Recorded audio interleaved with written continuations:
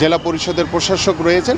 ইনশাল্লাহ আমাদের যে কার্যক্রম আমরা শুরু করেছি শুধু এইখানে না, সারা বাংলাদেশেই প্রত্যেকটি জায়গাতে আমরা এই ধরনের যেখানেই খালি জায়গা থাকবে সেখানে আমরা মাঠ তৈরি করে খেলার উপযোগী করে আমাদের ভবিষ্যৎ প্রজন্ম, আমাদের সন্তানদের জন্য খেলার উপযোগী আমরা মাঠ তৈরি করতে চাই। পাশাপাশি আমাদের খেলোয়াড়দের জন্য এবং আমাদের স্পেশালি আমাদের নারী ক্রীড়াবিদদের জন্য নিরাপত্তা নিশ্চিত করা এবং সর্বোপরি স্পোর্টসের সুশাসন প্রতিষ্ঠার জন্য আমরা কাজ করছি এবং আমাদের মাননীয় প্রধানমন্ত্রী নিজেই তিনি সব দিকগুলো বিচার বিশ্লেষণ করছেন এবং আমাদেরকে নির্দেশনা দিচ্ছেন।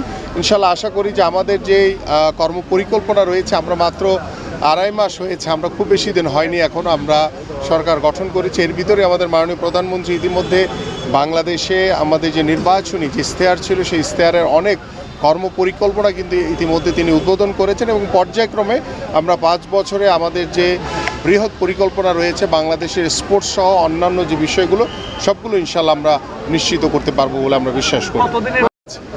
আমরা আঞ্চলিক আমাদের আছে 7টি এবং 7টির ভিতরে ঢাকাতে একটি বিকেএসপি রয়েছে। পাশাপাশি অন্যান্যগুলোকে আমাদের সুযোগ সুবিধা বৃদ্ধির জন্য ইতিমধ্যে আমি আমার মহাপরিচালক বিকেএসপি তাকে নির্দেশনা দেওয়া হয়েছে এবং এই নতুন করির বাচ্চারাই কিন্তু সেই বিকেএসপিগুলোতে অন্তর্ভুক্ত হবে এবং তারা সরকারি খরচে তারা ক্রীড়াবৃত্তি পাবে এবং তাদের পড়াশোনা এবং খেলাধুলা সকল দায় দায়িত্ব সরকার গঠন করবে এবং আমরা আশা করছি যে শুধু ঝিনাইদহ সহ আমাদের কুষ্টিয়া সহ সারা বাংলাদেশের প্রত্যেকটি জেলাতেই পর্যায়ক্রমে স্পোর্টস ভিলেজ হবে।